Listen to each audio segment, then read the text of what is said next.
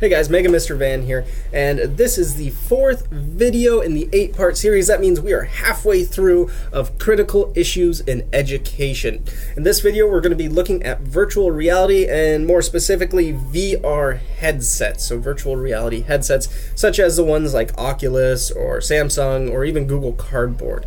As these videos go, we look at the pros and cons and then potential benefits, potential dangers, and then just I kind of riff on stuff as well. So let's talk about virtual reality in education. Essentially, if you don't know about virtual reality, it allows the user to be visually immersed in a computer simulated world.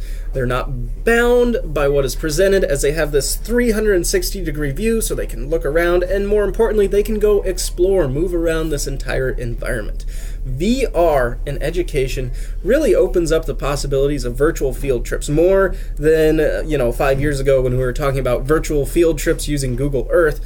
But really it opens it up to anywhere in history or the universe. And I think that is just absolutely amazing. So let's go ahead and look at that first perspective right there.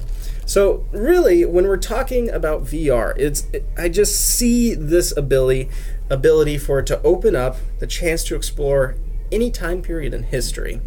And that is so cool. I mean, think about that. Being able to go back to ancient Rome, to go back to the Roman Forum and stand there in 1 AD and be able to look at these massive monuments to both man and deity.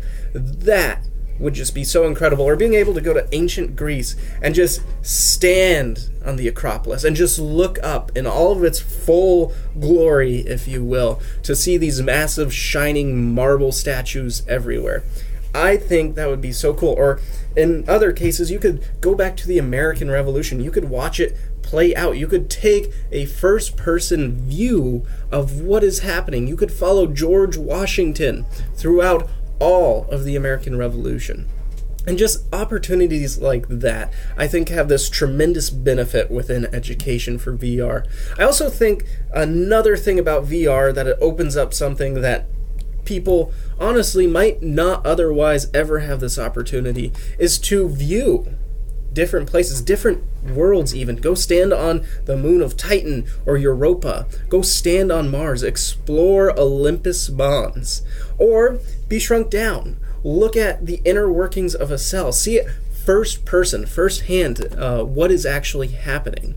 See, VR has this ability for us to go anywhere within our universe, no matter how small or how big, we could see it. And I think that is the opportunity in VR that we're looking for, a way to engage students educationally. But now let's go ahead and look at the opposite side of that. Let's look at the cons of VR.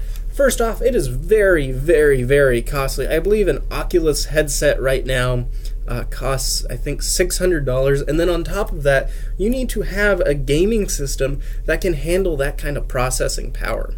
There's also a lack of educational material currently available, which is unfortunate, but I see that being overcome soon as more educational developers, program developers specifically, take advantage of virtual reality.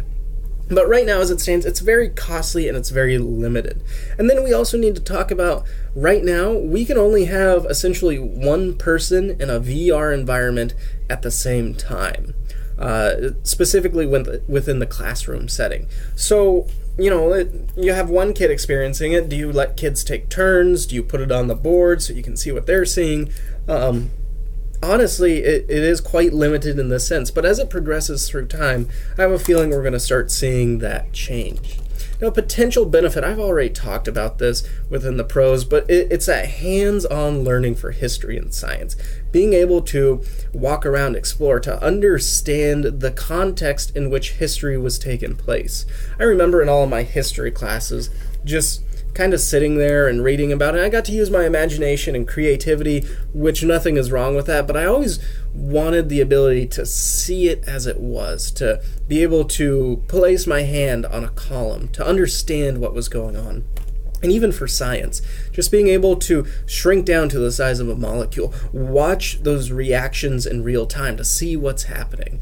I think that is a potential benefit. I think that's what might sway the novelty idea, which is in itself a con and a potential danger, because as schools, we don't want to invest too much money within a system or an environment that's just going to die out within a couple years. I mean, it is a very common trend in education, don't get me wrong, that we like to spend a lot of money on stuff.